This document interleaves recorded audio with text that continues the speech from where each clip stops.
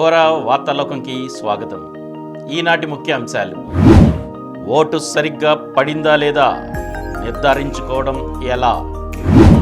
రేపటి నుంచి 4 రోజులు విస్తారంగా వానలు. ఏపీకి తరలి వస్తున్న ఓటర్లు. పోలింగ్ సిబ్బందికి 14న ప్రత్యేక క్యాజువల్ లీవ్. పోలింగ్కు పక్కా ఏర్పాట్లు. ఎన్టీఆర్ జిల్లా ఎన్నికల అధికారి కలెక్టర్ ఢిల్లీరావు. వినువీధిలో రంగుల వలయాలు. అబ్బురపరిచిన అరోరా వెలుగులు. వెళ్ళిపోవలసిందేనంటూ రఫా ప్రజలకు మరోసారి ఇజ్రాయెల్ అల్టిమేటం. ఆఫ్ఘన్లో ఆకస్మిక వరదలు. 300 మందికి పైగా మృతి. ముంబైపై గెలుపుతో ప్లే ఆఫ్స్కు కోల్కతా. హాయ్ ఫ్రెండ్స్, మనది ప్రజాస్వామిక దేశం. మన దేశాన్ని చక్కగా తీర్చిదిద్దుకోవాలి. అందుకు మన ఓటే ఆయుధం. అందుకోసం మీరందరూ మీ ఓటు హక్కును వినియోగించుకోండి. నేను వినియోగించుకుంటున్నాను, మీరు ఓటు వేయండి, మంచి అభ్యర్థిని ఎన్నుకోండి. మన దేశాన్ని భవ్యంగా తీర్చిదిద్దుకుందాం. ఈరోజు వార్తలను చూద్దాం. ఓటు సరిగ్గా పడిందా లేదా నిర్ధారించుకోవడం ఎలా? ఓటు అమూల్యం. ఆ హక్కును సక్రమంగా వినియోగించుకోవాల్సిన బాధ్యత ప్రతి పౌరుడిపైన ఉంది. మన దేశం, మన రాష్ట్రం, మన సమాజం వ్యక్తిగత జీవితాలు బాగుపడాలన్నా, భవిష్యత్తు ఉజ్వలంగా మారాలన్నా మనం వేసే ఓటే కీలకం. ప్రస్తుతం మన రాష్ట్ర భవితను నిర్దేశించే అత్యంత కీలక ఎన్నికలు జరుగుతున్నవి. ఇలాంటి సందర్భాల్లో ప్రతి ఓటు కీలకమే. ఓటు వేసేటప్పుడు ఏమాత్రం ఏమరపాటుగా ఉండద్దు, సందేహాలు పెట్టుకోవద్దు. తొలుత ఏ పోలింగ్ కేంద్రం పరిధిలో చూసుకోవడం మొదలుకొని ఓటు వేసేంత వరకు ఎలాంటి విధానం ఉంటుంది, ఓటు ఎలా వేయాలి, ఓటు వేసింది సరిగ్గా పడిందా లేదా అని నిర్ధారించుకోవడం గురించి ఇప్పుడు తెలుసుకుందాం. ముందుగా మీ ఓటు ఏ పోలింగ్ కేంద్రం పరిధిలో ఉంది, ఓటర్ జాబితాలో మీ సీరియల్ నెంబర్ సంఖ్య వంటివన్నీ ముందే 1-2 సార్లు సరిచూసుకోవాలి. మీ ఇంటి వద్దకే ఎన్నికల సంఘం సిబ్బంది వచ్చి ఓటర్ చీటీలు పంపిణీ చేస్తారు. వాటి మీ పేరు, పోలింగ్ కేంద్రం, ఓటర్ జాబితాలో మీ సీరియల్ నెంబర్ తదితర వివరాలన్నీ ఉంటాయి. ఒకవేళ ఆ చీటీ మీకు అందకపోయినా సరే ఓటర్ హెల్ప్ లైన్ యాప్ ద్వారా ఆ వివరాలను పొందవచ్చు. ఇక రెండో దశ, ఓటర్ చీటీ, గుర్తింపు కార్డు పట్టుకొని పోలింగ్ కేంద్రానికి వెళ్ళాలి. అక్కడ తొలుత 1వ నెంబర్ పోలింగ్ అధికారి ఓటర్ జాబితాలో మీ పేరు ఉందా లేదా పరిశీలిస్తారు. మీ గుర్తింపు కార్డు చూస్తారు. అనంతరం మీ పేరు, ఓటర్ జాబితాలో మీ సీరియల్ నెంబర్ చదివి వినిపిస్తారు. పోలింగ్ కేంద్రంలో అభ్యర్థుల తరపున ఉండే పోలింగ్ ఏజెంట్ల ఓటర్ పేరు, సీరియల్ నెంబర్ను వారి వద్ద ఉన్న ఓటర్ జాబితాలో సరిచూసుకొని టిక్ మార్క్ పెట్టుకుంటారు. ఇక 3వ దశ, 2వ పోలింగ్ అధికారి వద్దకు వెళ్ళాలి.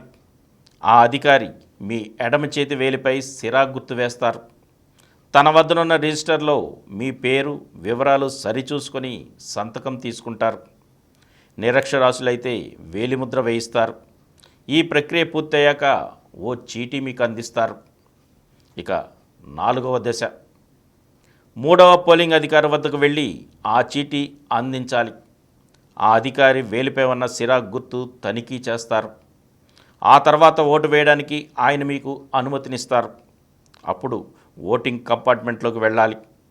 బ్యాలెట్ యూనిట్ అంటే ఈవీఎంపై ఉన్న బల్బు వెలుగుతూ ఉంటుంది. ఇక 5వ దశ, బ్యాలెట్ యూనిట్లో వరుసగా అభ్యర్థి పేర్లు, వారికి కేటాయించిన గుర్తులు ఉంటాయి. వాటి ఎదురుగా నీలిరంగు బటన్ ఉంటుంది. మీరు ఆ అభ్యర్థి పేరు, గుర్తుకు ఎదురుగా ఉన్న నీలిరంగు బటన్పై నొక్కాలి. అప్పుడు ఆ గుర్తు పక్కనే వలయాకారంలో ఉండే ఎర్ర రంగు లైటు వెలుగుతుంది. ఆ తర్వాత బీప్ అని శబ్దం వస్తుంది. పక్కనే ఉన్న వీవీప్యాట్ యంత్రంలో మీరు ఏ అభ్యర్థికి అయితే ఓటు వేశారో ఆ అభ్యర్థి క్రమసంఖ్య, పేరు, గుర్తుతో కూడిన ఓ చీటీ 7 సెకండ్ల పాటు కనిపిస్తుంది. ఆ తర్వాత వీవీప్యాట్ డబ్బాలో కింద పడిపోతుంది. అది చూసుకొని మీ ఓటు సరిగ్గా పోలైందా లేదా అనేది ఇక్కడే నిర్ధారించుకోవచ్చు. ఇక 6వ దశ, మీరు ఓటు వేసిన తర్వాత బీప్ శబ్దం రాకపోయినా, వీవీప్యాట్ పెట్టెల్లో చీటీ కనిపించకపోయినా వెంటనే అక్కడ ఉండే ప్రిసైడింగ్ అధికారిని కలిసి ఫిర్యాదు చేయాలి. ఇక 7వ దశ వీవీప్యాట్లో పేపర్ స్లిప్ ప్రింట్ చూడాలి. 8వ దశ ఎలాంటి అనుమానం వచ్చినా ప్రిసైడింగ్ అధికారికి ఫిర్యాదు చేయాలి. ఇక ఓట్ల విషయానికి వస్తే ప్రస్తుతం రాష్ట్రంలో లోక్సభ, శాసనసభలకు ఎన్నికలు జరుగుతున్నాయి. ప్రతి ఒక్క ఓటరు మొదట లోక్సభ స్థానానికి పోటీ చేస్తున్న వారికి అంటే ఎంపీ ఎన్నిక కోసం ఒక ఓటు, తర్వాత శాసనసభ స్థానానికి పోటీ చేస్తున్న వారికి అంటే ఎమ్మెల్యే ఎన్నిక కోసం మరో ఓటు వేయాల్సి ఉంటుంది. ఇంతకుముందు నిర్దేశించిన ప్రక్రియలో ప్రతి ఓటరు 2 ఓట్లు వేయాలి.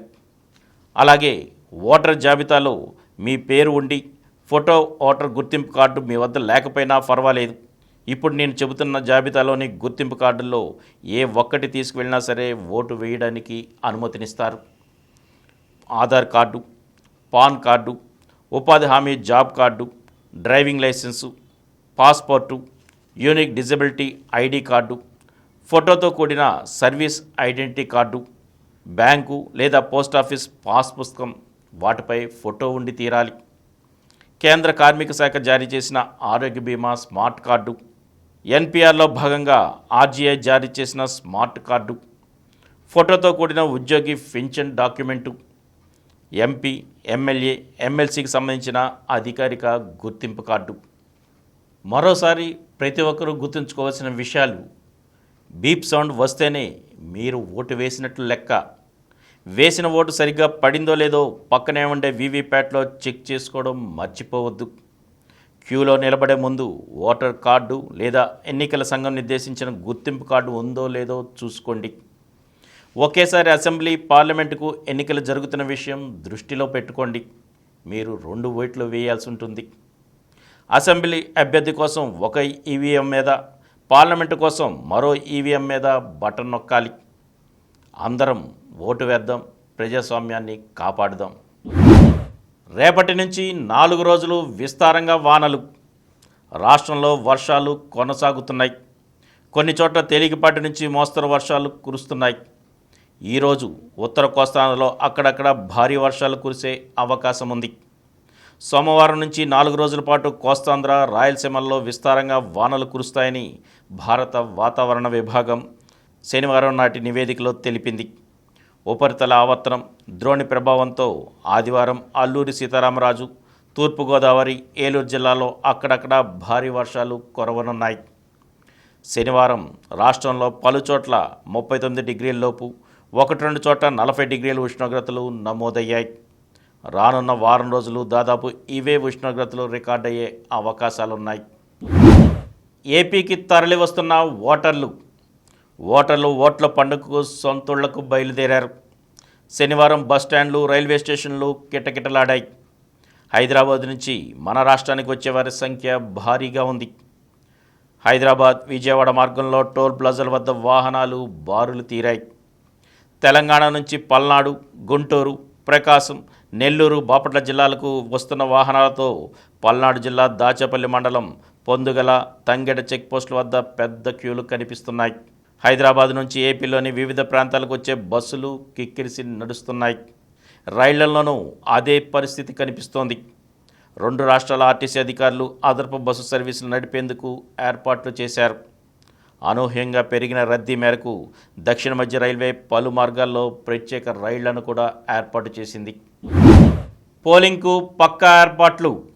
ఎన్టీఆర్ జిల్లా ఎన్నికల అధికారి కలెక్టర్ ఢిల్లీరావు పోలింగ్ను ప్రశాంత, స్వేచ్ఛాయుత వాతావరణంలో ఎలాంటి హింసాత్మక సంఘటనలు తావు లేకుండా విజయవంతంగా నిర్వహించేందుకు అన్ని ఏర్పాట్లు చేసినట్లు జిల్లా కలెక్టర్ ఎస్ ఢిల్లీరావు తెలిపారు. పోలింగ్ కేంద్రాల వద్ద మౌలిక సదుపాయాలు కల్పించామన్నారు.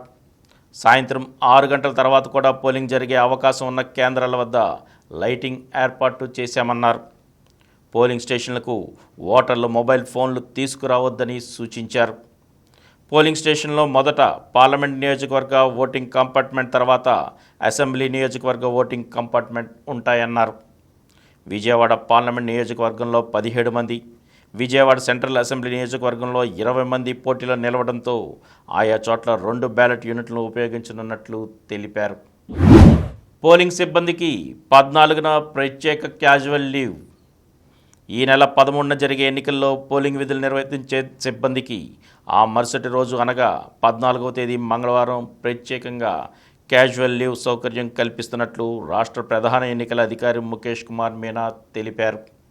ఈ మేరకు శనివారం ఆయన ఆదేశాలను జారీ చేశారు. వినువీధిలో రంగుల వలయాలు, చుట్టూరా తెల్లగా పరుచుకున్న హిమాలయాలు, పైన లేత ఎరుపు రంగు కాంతులు. ఈ వింత వెలుగులు లద్దాఖ్లోని హాన్లే వినువీక్షణ కేంద్రం వద్ద శుక్రవారం అర్ధరాత్రి దాటాక ఆకాశ వీధిలో కనువిందు చేశాయి. చూపలను కన్ను తిప్పుకొనివ్వకుండా కట్టిపడేశాయి. భూ అయస్కాంత క్షేత్రం గుండా ప్రసరించే కాంతి సౌర తుఫాన్ల కారణంగా చెదిరిపోవడం వల్ల ఆకాశంలో ఇలాంటి అందమైన కాంతులు ఏర్పడుతుంటాయి. ఆర్కిటిక్, అంటార్కిటిక్లోని ఎత్తైన ప్రాంతాల నుంచి అత్యంత స్పష్టతతో కనిపించే ఈ అద్భుత కాంతి వలయాలకు అరోరా అని పేరు. ఇవి ఏర్పడే దిక్కును బట్టి అరోరా బోరియాలిస్ అంటే ఉత్తర కాంతులు, అరోరా ఆస్ట్రాలిస్ అంటే దక్షిణ కాంతులని పిలుస్తారు. ఇవి చాలా రంగుల్లో అలరిస్తాయి. అయితే లద్దాఖ్లో కనువిందు చేసినవి అత్యంత అరుదైన ఎరుపు రంగు కాంతులు. అత్యంత మనోహరంగా ఉండటమే కాక ఎక్కువసేపు స్థిరంగా కనిపించడం ఈ ఎరుపు రంగుల కాంతుల ప్రత్యేకత. లద్దాఖ్తో పాటు అమెరికా, రష్యా, ఆస్ట్రేలియా, యూరప్లో జర్మనీ, డెన్మార్క్, స్విట్జర్లాండ్, పోలాండ్ తదితర దేశాల్లో అరోరాలు కనువిందు చేశాయి. సూర్యుని ఉపరితలంపై ఏఆర్ 13664గా పిలిచే చోట గత బుధవారం నుంచి అత్యంత తీవ్రతతో కూడిన 5 తుఫాన్లు సంభవించాయి. తద్వారా అపార పరిమాణంలో విడుదలైన శక్తి కణాలు ఈ వారాంతం పొడవునా సౌర వ్యవస్థ గుండా ప్రయాణించనున్నాయి. భూ అయస్కాంత క్షేత్రంతో ప్రతిచర్య జరిపే క్రమంలో అవి చెదిరిపోతూ ఆకాశంలో ఈ అందాల కాంతి వలయాలను సృష్టించాయి. గత 2 దశాబ్దాల్లో అత్యంత తీవ్రతతో కూడిన సౌర తుఫాన్లు ఇవేనని సైంటిస్టులు చెబుతున్నారు. దీన్ని అసాధారణ పరిణామంగా America National Oceanic and Atmospheric Administration అభివర్ణించింది. 2003లో ఇలాంటి సౌర తుఫాన్ల కారణంగా స్వీడన్లో పలు ప్రాంతాల్లో విద్యుత్ సరఫరాలకు అంతరాయం కలిగింది. దక్షిణాఫ్రికాలో విద్యుత్ ట్రాన్స్ఫర్లు పాడైపోయాయి. వెళ్ళిపోవలసిందేనంటూ రఫా ప్రజలకు మరోసారి ఇజ్రాయెల్ అల్టిమేటం. గాజా దక్షిణాన ఉన్న చిట్టచివరి పెద్ద పట్టణం రఫాలో లక్షలాది మంది జనం ప్రాణాలు అరచేత పెట్టుకుని పారిపోవాల్సిన పరిస్థితి దాపురించింది. రఫాను ఖాళీ చేసి వెళ్లాలని జనాలకు ఇజ్రాయెల్ సైనిక బలగాలు మరోసారి ఆదేశించాయి. ఉత్తర దిశ నుంచి మొదలుపెట్టి దక్షిణ దిశగా భూతల దాడులతో ఆక్రమణలు, దాడులను ఇజ్రాయెల్ సైన్యం కొనసాగిస్తోంది. అమెరికా, ఇతర మిత్ర దేశాల దూకుడు తగ్గించాలని మొత్తుకుంటున్న ఇజ్రాయెల్ తన దాడులను ఆపట్లేదు. హమాస్ ఆయుధాల ప్రతిదాడులతో శనివారం రఫా శివారు ప్రాంతాలు భీకర రణక్షేత్రాలుగా మారిపోయాయి. రఫా తూర్పున 1/3 భూభాగంలో జనాలను ఇజ్రాయెల్ ఇప్పటికే ఖాళీ చేయించింది. రఫా మొత్తాన్ని ఖాళీ చేయించే దుస్సాహసానికి దిగితే మానవతా సాయం చాలా కష్టమవుతుందని, అమాయక పౌరుల మరణాలను మరింత పెరుగుతాయని ఐక్యరాజ్య సమితి ఆందోళన వ్యక్తం చేసింది. ఆఫ్ఘన్లో ఆకస్మిక వరదలు, 300 మందికి పైగా మృతి. ఆఫ్ఘనిస్తాన్ ఉత్తర ప్రాంతంలో శుక్రవారం రాత్రి ఆకస్మికంగా కురిసిన భారీ వర్షాలు, వరదలతో 300 మందికి పైగా ప్రజలు మృతి చెందినట్లు ఐరాస ఆహార విభాగం తెలిపింది. 1000 వరకు నివాసాలు ధ్వంసం కాగా వందల సంఖ్యలో ప్రజలు గాయపడ్డారని పేర్కొంది. బాధితులకు ఆహారం అందజేస్తున్నట్లు శనివారం తెలిపింది. బగ్లాస్లో 131 మంది, ఠకార్లో 20 మంది మరణించారని వెల్లడించింది. డజన్ల కొద్దీ గల్లంతయ్యారని కూడా తెలిపింది. బగ్లాస్లో వరదల్లో చిక్కుకుపోయిన వారిని వైమానిక దళం సురక్షిత ప్రాంతాలకు తరలిస్తోందని తెలిపింది. 100 మందికి పైగా క్షతగాతులను సైనిక ఆసుపత్రులకు తరలించినట్లు రక్షణ శాఖ వివరించింది. ముంబైపై గెలుపుతో ప్లే ఆఫ్స్కు కోల్కతా. ఈ సీజన్ ఐపీఎల్లో ప్లే ఆఫ్స్ చేరిన తొలి జట్టుగా కోల్కతా నైట్ రైడర్స్ నిలిచింది.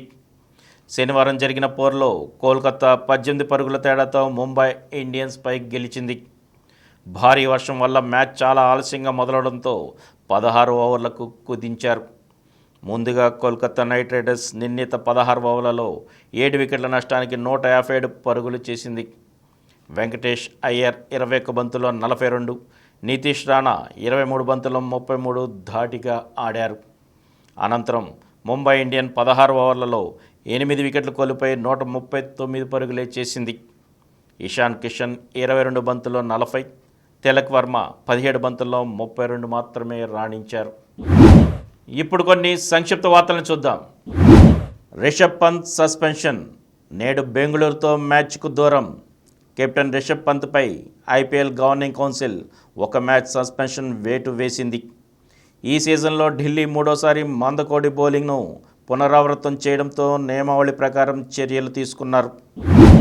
రిటైర్మెంట్ ప్రకటించిన James Anderson test cricket all time గ్రేట్లో ఒకటిగా గుర్తింపు తెచ్చుకున్న ఇంగ్లాండ్ దిగ్గజ ఫాస్ట్ బౌలర్ జేమ్స్ ఆండర్సన్ తన అంతర్జాతీయ కెరీర్ను ముగించబోతున్నాడు.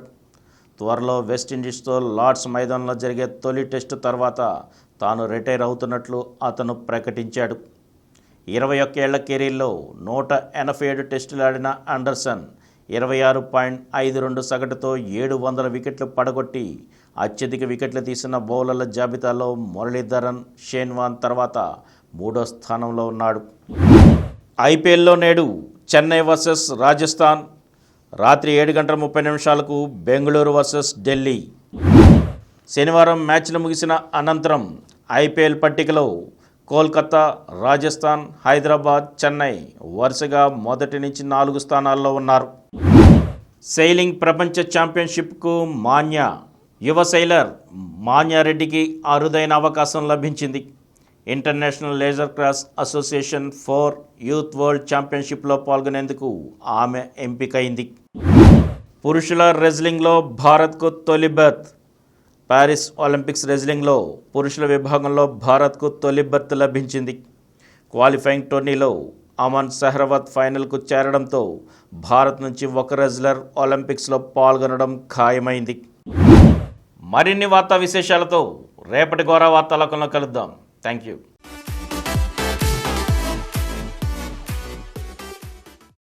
ప్రతిరోజు వార్తా విశేషాల కోసం అనతి కాలంలోనే 20 కోట్ల వ్యూస్ సాధించిన డాక్టర్ సమరం మల్టీ ఛానల్ నెట్వర్క్ సమర్పించు గోరా వార్తాలోకంకు సబ్స్క్రైబ్ చేయండి, లైక్ చేయండి, మీ ఫ్రెండ్స్కి షేర్ చేయండి.